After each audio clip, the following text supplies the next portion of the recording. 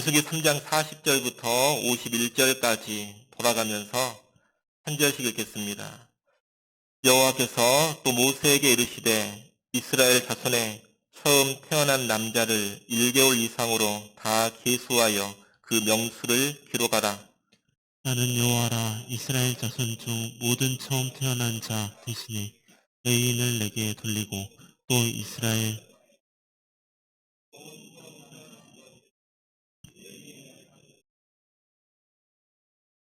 모세가 여호와께서 자기에게 명령하신 대로 이스라엘 자손 중 모든 처음 태어난 자를 계수하니 1개월 이상으로 계수된 처음 태어난 남자의 총계는 22,273명이었더라. 여호와께서 모세에게 말씀하여 이르시되 모든 처음 태어난 자 대신에 레위인을 취하고 또 그들의 가축 대신에 레위인의 가축을 취하라. 레위인은 내 것이라. 나는 여호와니라.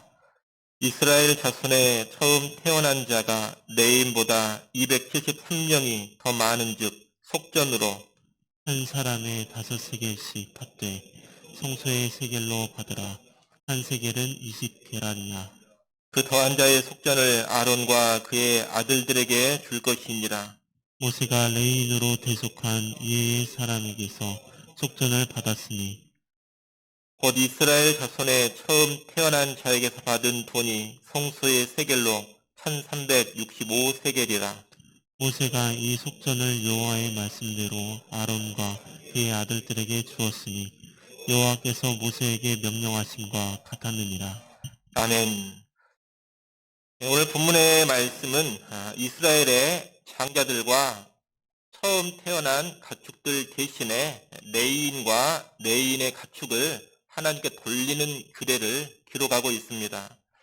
40절 41절에 보면 하나님은 1개월 이상 된 처음 태어난 이스라엘 남자의 숫자를 세고 그들 대신에 레위인을 자신에게 돌리라고 하십니다. 또 가축 중에서 처음 태어난 것들을 대신해서 레위인의 가축을 내게 돌리라고 하십니다.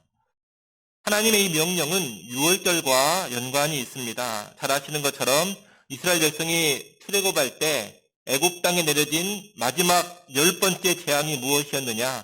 사람이든 가축이든 처음 태어난 것은 다 죽임을 당하는 사망의 재앙이었습니다.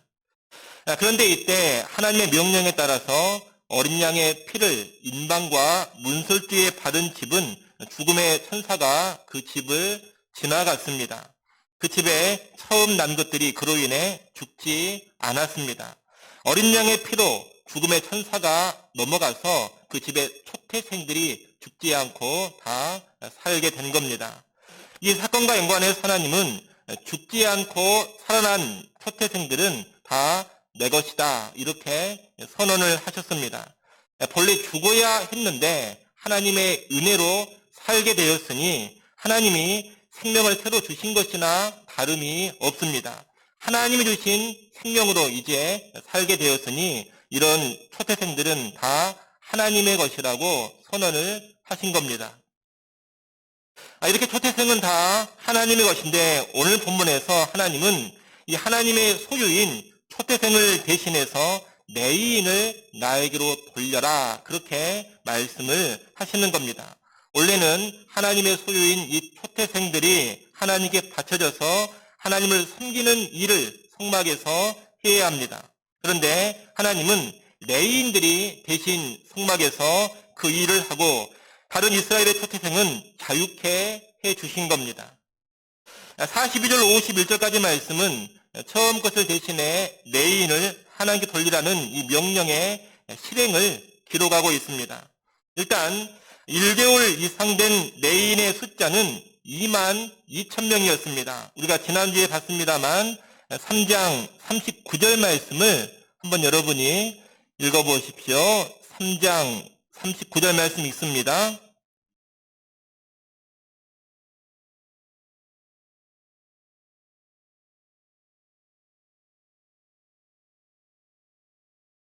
아멘. 지난주에도 말씀을 드렸는데 원래 레위인의 각 족속의 숫자를 1개월 이상으로 다 세어봤더니 22,300명이 되었습니다. 그런데 22,300명이라고 기록하지 않고 22,000명이라고 39절에서 기록을 하고 있습니다. 이 300명의 차이가 있는데 그 차이가 난 300명은 레위 족속의 장자들이라 그렇게 말씀을 드렸습니다. 여러분, 하나님께서 레위인을 지금 계수하도록 하신 이유가 뭐냐? 그 이유가 다른 게 아닙니다. 이스라엘의 장자들을 대신해서 레위인을 하나님께 돌리기 위함입니다. 그런데 이 레위인의 장자들은 다른 이스라엘의 장자들처럼 본래 자기들이 죽어야 했지만 하나님의 은혜로 살아난 자들입니다. 그렇기 때문에 이 레위인의 장자들은 다른 장자들을 대신할 그런 자격, 그런 입장이 되지 못합니다. 그들 자신이 은혜로 살아난 자들이기 때문에 그들은 그들 그대로 하나님께 드려져야 하는 존재인 것입니다.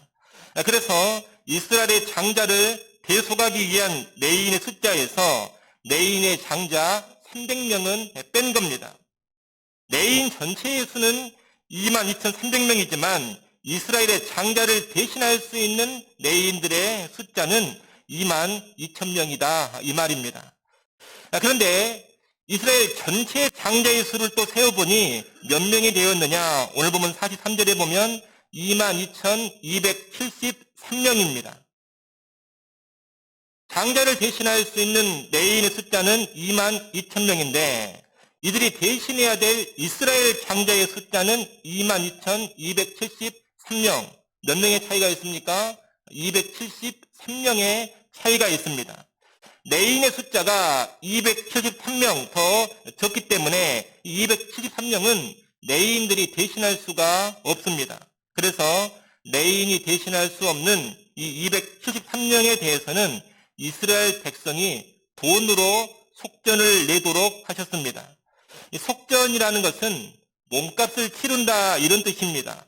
이스라엘의 장자 273명은 레위인이 대신해 줄 수가 없기 때문에 돈으로 대신 그들의 몸값을 지불하는 겁니다.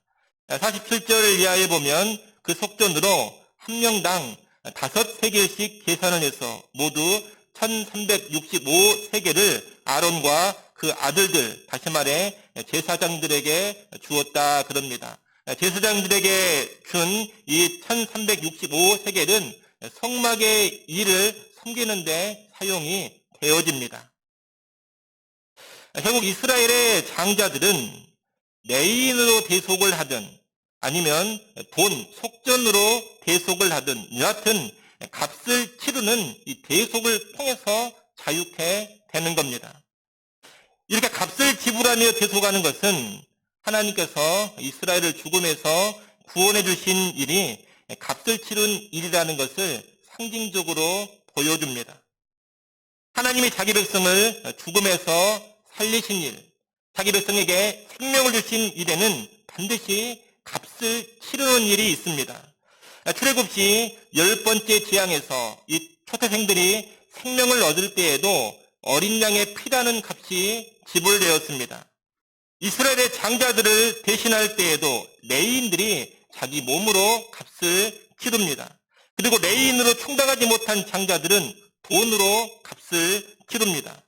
이렇게 무언가 값을 대신 치르며 살려주고 구원하고 자유케 하는 것, 이것을 가리켜 대속이라고 말하는데 이 대속이 바로 하나님의 구원의 원리인 것입니다. 이것은 오늘날 우리의 구원도 마찬가지입니다. 우리가 죄와 사망에서 구원받은 것은 거저되는 것이 결코 아닙니다. 우리가 하나님의 소유가 된 것도 그냥 된 것이 아닙니다. 다 값을 치르고 된 겁니다. 고린도전서 6장 19절 20절을 보면 하나님께서 구원받은 성도들을 값주고 사셨다 그렇게 말씀하고 있습니다. 값의 지불이 있는 그런 구원이라는 겁니다. 대속의 구원입니다. 그러면 구체적으로 그 값은 무엇입니까? 하나님이 어떤 값을 지불하시고 우리를 구원하셨습니까? 잘 아시는 것처럼 그 값은 다름 아닌 예수 그리스도의 피입니다. 유월절 어린 양처럼 또 장자를 대신하는 레위인들처럼 또한 부족한 숫자를 대신하는 속전처럼 예수님은 우리를 위해 자신을 내어주시며 자신의 핏값으로 우리를 구하신 겁니다. 다시 말해 하나님은 자신의 독생자이신 예수 그리스도의 대속으로 우리에게 생명을 주시고 우리에게 구원을 주셨습니다. 그리스도의 핏값으로 구원을 얻었기 때문에 우리는 무엇을 알아야 하느냐? 이 구원이 결코 가벼운 것이 아니라는 것을 알아야 합니다. 여러분, 독생자의 핏값, 하나님의 독생자의 핏값이라는 아주 고귀한 값으로 주어진 것이 우리가 받은 구원입니다. 그렇기 때문에 우리가 받은 구원은 그 무엇보다 더 고귀한 것이고 그 무엇과도 바꿀 수 없는 가장 소중한 것입니다. 이를 아는 성도들은 구원을 등한히 여기지 않는 겁니다. 히브리서 말씀에 보면 어찌 큰 구원을 등한히 여기겠느냐 이런 말씀이 나옵니다. 여러분, 하나님의 아들 독생자의 핏값으로 주어진 큰 구원입니다. 고귀한 구원입니다. 그러기에 우리 성도들은 이 구원을 결코 가볍게 여기지 않아야 하는 겁니다. 그래서 이 핏값으로 내게 주어진 구원을 돈벌이보다 못하게 여길 것이 아닙니다. 세상의 지위나 명예보다 못하게 여길 것도 아닙니다. 순간의 유혹만도 못하게 여겨서는 결코 안 됩니다. 이 세상 그 무엇과도 바꿀 수 없는 것이 구원이라는 것을 알아야 되고 구원 앞에서 다른 모든 것을 배설물로 여길 수 있는 그런 시야가 있어야 합니다. 이런 사람이 구원의 고귀함을 제대로 아는 사람이라 말할 수가 있을 겁니다. 아무쪼록 우리 성도님들은 여러분이 받은 구원이 독생자, 하나님의 독생자의 핏값으로 주어진 고귀한 구원이라는 것을 꼭 기억하시고 가장 귀하게 구원을 여기는 그런 성도들 꼭 될 수 있기를 바랍니다. 아울러 초태생이 하나님의 것이기에 레인으로 대신해서 레인이 성막에서 섬기게 하는 이 글에는 사망에서 생명으로 구원받은 자들은 다 하나님의 소유요 하나님께 온전히 드려져야 하는 존재라는 것을 가르쳐 줍니다.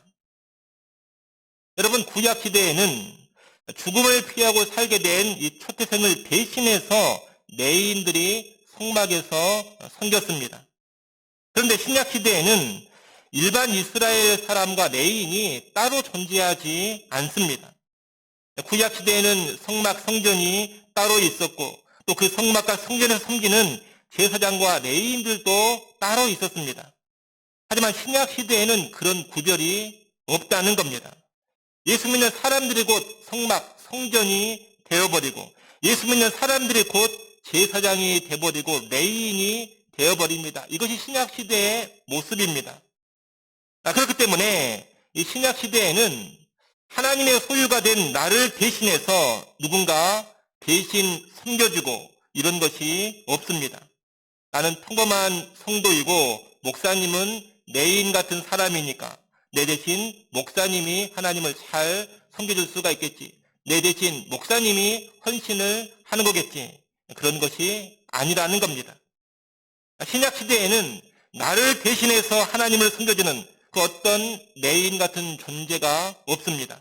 신약 시대에는 죽음에서 생명을 얻고 하나님의 소유가 된 바로 내 자신이 하나님을 섬겨야 하는 겁니다. 내가 곧 레인이기 때문입니다.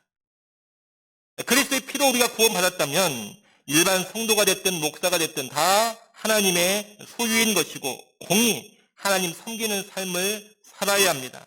하나님 섬기는 삶을 그 누구에게도 미뤄서도 안 되고 그 누구에게 대신 하라고 미루어서도 안 됩니다. 목사는 그저 말씀의 근거에서 지도력을 발휘하는 사람일 뿐입니다. 모든 성도들은 목사의 지도를 받으면서 목사와 더불어 목사와 함께 하나님을 섬기고 교회를 섬겨가야 하는 겁니다. 그러니 오늘날 우리가 예수를 믿어 구원을 받았다면, 다시 말해 대속의 구원을 받았다면 내 인생은 나의 것이 아님을 꼭 기억하시기를 바랍니다. 구원받은 그리스도인들은 결코 내 인생은 나의 것이다 이런 소리를 하면 안 됩니다. 내 인생은 나의 것이 아닙니다. 내 인생은 하나님의 것입니다. 구원받은 우리는 우리의 모든 것이 다 하나님의 소유입니다. 그러기에 나를 위해 살지 않고 주를 위해 살아야 합니다. 내 뜻이 아닌 하나님의 뜻대로 살아야 되고 다른 것을 섬길 것이 아니라 오직 하나님만을 섬기면서 살아야 합니다. 이것을 잘 가르쳐주는 것이 로마서 14장의 말씀입니다. 로마서 14장 8절 말씀을 우리 한번 찾아보겠습니다.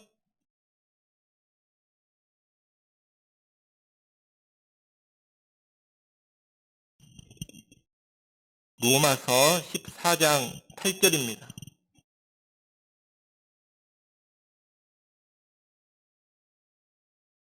로마서 14장 8절 말씀 여러분이 한번 읽습니다.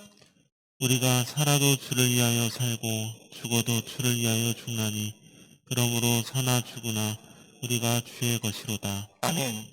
구원받은 우리는 주의 것이기 때문에 살아도 주를 위해 살고 죽더라도 주를 위해 죽어야 한다는 말씀입니다.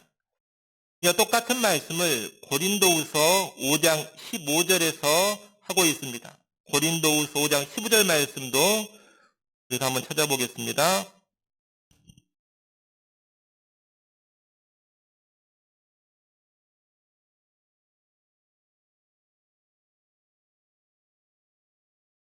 고린도후서 5장 15절 말씀 여러분이 또 한번 읽어보십시오. 그가 모든 사람을 대신하여 죽으심은 살아있는 자들로 하여금 다시는 그들 자신을 위하여 살지 않고 오직 그들을 대신하여 죽었다가 다시 살아나신 이를 위하여 살게 하려 하십니다. 아멘. 이 말씀도 무엇을 말합니까? 그리스도의 대속을 통해 구원을 받았다면 다시는 우리 자신을 위해 살지 말고 예수를 위해 살아야 한다는 겁니다. 구원받았다면 더 이상 나를 위한 인생이 되어서는 안 된다는 겁니다. 여러분, 이 주를 위해 살라는 말씀은 다 신학교를 가서 목사가 되고 다 해외 선교사로 나가라 그런 뜻이 아닙니다. 학생이든 직장인이든 목사든 선교사든 가정주부든 부모든 자식이든 여하튼 어떤 자리에서 어떤 일을 하든지 간에 그 모든 일을 주님을 위해서 하라는 겁니다. 따라서 우리는 우리의 삶을 점검해 봐야 합니다. 내가 지금 하고자 하는 일이 정말 하나님을 위해 하고자 하는 일인가? 내가 하는 이 일을 통해 하나님이 기뻐하실 것인가? 내가 하는 이 일을 통해 하나님의 뜻이 이루어지는가? 이 일을 통해 하나님께 영광이 되는가? 달리 말하면 지금 내가 하는 이 일을 통해 어떻게 하나님을 기쁘시게 할 수 있을까? 이 일을 통해 어떻게 하나님의 뜻을 이루어 드릴 수 있을까? 어떻게 해야 이 일을 통해 하나님께 영광을 돌릴 수가 있을까? 늘 이런 생각을 하고 이런 방향으로 우리의 인생을 영위해 가야 한다는 겁니다. 구체적으로 말씀을 드리면 여러분 공부를 해도 하나님의 영광을 위해 해야 되고 공부를 해도 하나님의 뜻을 이루어 드리기 위해서 공부를 해야 합니다. 직장을 얻고 직장생활을 하는 것도 그저 돈벌이를 위해서 먹고 살기 위해서 하는 것이 아닙니다. 취업을 하고 직장생활을 하는 것도 하나님을 기쁘시게 하기 위해 하는 것이고 하나님의 뜻을 직업을 통해 이루기 위해 사는 것이고 이 직장생활을 통해 하나님께 영광을 돌리기 위해 직장생활을 하는 겁니다. 결혼을 해도 하나님을 위해서 하는 것이고 하나님을 기쁘시게 하기 위해 결혼 생활을 유지해 가야 합니다. 그저 우리 두 사람의 행복을 위해서만 결혼하고 결혼 생활 하는 게 결코 아니라는 겁니다. 자녀를 낳고 양육을 해도 하나님을 위해서 하나님의 뜻을 이루기 위해서 자녀를 출산하고 양육을 하는 겁니다. 심지어 먹고 마시는 일조차 하나님 영광을 위해 해야 한다고 고린도전서 10장에서는 가르쳐주고 있습니다. 음식을 먹고 마실 때에도 정말로 이 식사가 하나님의 영광을 위한 식사 자리인가? 혹시라도 이 식사 자리가 하나님의 영광을 가리는 그런 모양새는 아닌가? 이런 것을 신경 써야 한다는 겁니다. 이사를 하더라도 여러분 그저 그냥 기분 따라서 감정 따라서 돈 되는 대로 이사하는 게 아닙니다. 우리 그리스도인들은 이사를 저쪽으로 하면 하나님을 내가 더 잘 섬길 수 있을 것인가? 하나님 영광을 위해 더 기여할 수 있을 것인가? 여러분 이런 생각도 하면서 이사를 해야 하는 겁니다. 그렇기 때문에 오늘 우리는 스스로에게 물어봐야 합니다. 정말 나는 이런 모습으로 살고 있는가? 내가 하나님의 소유요. 내가 하나님을 위해 존재하는 존재임을 깨닫고서 내 인생의 방향이 철저히 주를 향하여 고정되어 있는가? 이것을 살펴보셔야 됩니다. 여러분, 구원받은 성도는 예수를 믿었으면 인생의 꿈도 바뀌고 인생의 목표도 바뀌고 인생의 계획도 바뀌어야 합니다. 예수 믿기 전에는 돈 많이 벌어서 잘 먹고 잘 살아야 되겠다, 이런 것이 목표였는데 이제 예수 믿어 구원 받았으면 그런 목표가 바뀌어져야 됩니다. 돈 많이 벌어서 잘 먹고 잘 사는 것이 하나님과 무슨 상관이 있습니까? 그런 목표를 버리고 이제 하나님을 위한 목표를 새로 설정해야 합니다. 믿기 전에는 내가 일하는 어떤 분야에서 최고의 전문가가 되어서 나를 한번 우뚝 세워봐야 되겠다, 남들이 우러러보는 그런 사람이 한번 돼야 되겠다, 이런 것이 꿈이었는데 이제 신자가 됐으면 그런 꿈을 내려놓고 하나님과 연관된 꿈을 다시 잡아야 합니다. 예수 믿기 전에는 대단하지 않는 삶이라 하더라도 그저 평안하고 하루하루 걱정 없이 살아가는 것이, 그저 행복하게 사는 것이 내 꿈입니다, 그렇게 말할 수 있겠지만 예수를 믿고 나서도 그런 소리 하면 안 됩니다. 예수를 믿었으면 소박하더라도 하나님을 위한 꿈을 꿔야 됩니다. 믿기 전에는 자식들 잘 키워서 자식들 잘 되게 해줘야 되겠다, 이런 꿈을 가지고 자식을 열심히 살 수 있겠지만 믿고 나서는 계속 그러면 안 됩니다. 믿고 나서는 이 자녀들을 어떻게 하면 하나님의 기쁨이 되고 하나님의 영광이 될 수 있는 자녀들로 양육할 수가 있을까, 이것을 고민해야 되고 그런 것을 자녀를 향한 꿈으로 세워야 하는 겁니다. 한마디로 구원을 받았다면 내가 하나님의 소유인 줄을 알고 내 인생의 모든 것이 철저히 하나님을 위한 것으로 다 재설정되어야 한다는 겁니다. 여러분, 우리는 기독교 신앙이 어떤 신앙인지를 좀 제대로 알아야 합니다. 기독교 신앙이란 그저 하나님 내 힘든 인생살이 좀 도와주십시오, 이러면서 살아가는 것이 아닙니다.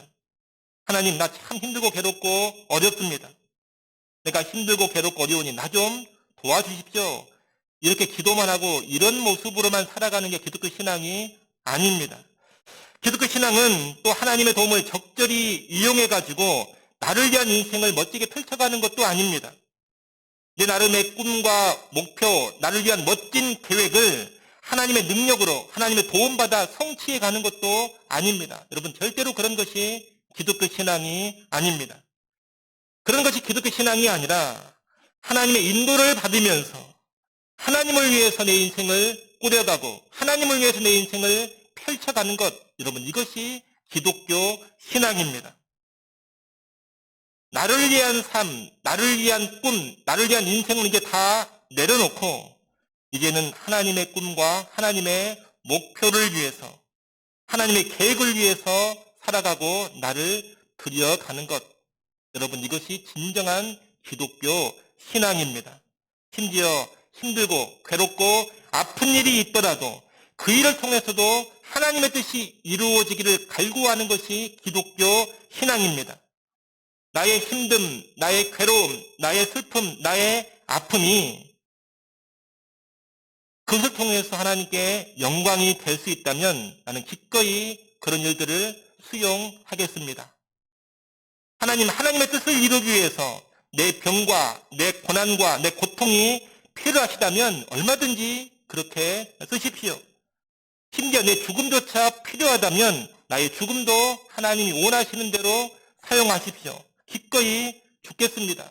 내 모든 삶을 통하여서 주님의 뜻을 이루어 가십시오. 여러분, 이렇게 살아가는 것, 이렇게 나아가는 것이 진정한 기독교 신앙이라는 겁니다. 여러분, 기독교 신앙을 착각하지 마십시오. 내 중심의 신앙은 결코 진정한 기독교 신앙이 아닙니다. 내 중심의 신앙이 아닌 하나님 중심의 신앙이 진짜 기독교 신앙입니다. 초태생은 하나님의 것이니 초태생을 대신해 내인을 하나님께 돌려라. 이 글에는 우리가 하나님의 소유이니 철저히 하나님 중심으로 살아야 한다는 것을 가르쳐 주는 겁니다. 이를 분명히 아시고 하나님을 위한 신앙, 하나님 중심의 신앙을 견고하게 확립할 수 있는 우리 성도들이 될 수 있기를 바랍니다. 이제 말씀을 정리하겠습니다. 우리가 오늘 초태생을 대신해 내인을 하나님께 바치는 규례를 봤습니다. 이 규례는 일단 대속의 원리를 가르쳐 줍니다. 대신 값을 지불하면서 누군가를 풀어주는 원리가 여기에 나옵니다. 이 대속의 원리에 입각해서 오늘 우리의 구원도 이루어졌습니다. 그리스도가 대신에 피 흘려 죽으심으로 그분의 피값으로 우리가 구원을 받은 겁니다. 우리는 그 피로 얻은 대속의 구원에 감사해야 되고 그 귀한 구원을 참으로 소중히 여겨야 할 것입니다. 이 글에는 또한 하나님 중심, 철저한 하나님 중심의 신앙을 우리에게 가르쳐 줍니다. 하나님의 은혜로 죽음에서 생명으로 옮겨진 사람, 대속의 구원을 받은 사람은 하나님의 것입니다. 하나님의 소유입니다. 하나님의 소유이기 때문에 더 이상 자기 자신이 아닌 하나님을 위해 살아야 합니다. 구원받은 자로서 내가 하나님의 소유라는 것을 알고 철저히 하나님 중심으로 살아가는 것, 이것이 진정한 기독교 신앙인 것입니다. 이 또한 기억하시고 구원받은 자라면 내가 주의 것임을 다시금 확인하시고 나를 위한 인생이 아닌 하나님을 위한 인생으로 재정립할 수 있기를 간절히 축원합니다. 기도하겠습니다.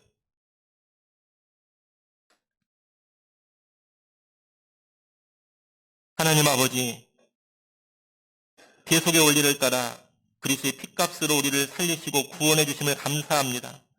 우리가 받은 그 구원의 고귀함을 알게 하시고 그 구원에 감사하며 이 구원을 가장 귀하게 여기게 하여 주옵소서. 구원 앞에서 다른 모든 것을 배설물로 여길 줄 아는 바른 시야를 허락하여 주옵소서. 또한 구원받은 내가 하나님의 소유임을 알고 이제 더 이상 나를 위해 살지 않고 하나님을 위해 살게 하여 주옵소서. 내 중심의 신앙이 아닌 하나님 중심의 신앙을 확립하게 하시고 나의 꿈, 나의 목표, 나의 계획이 철저하게 하나님을 위한 것만 되게 하여 주시옵소서. 예수님의 이름으로 기도드리옵나이다. 아멘.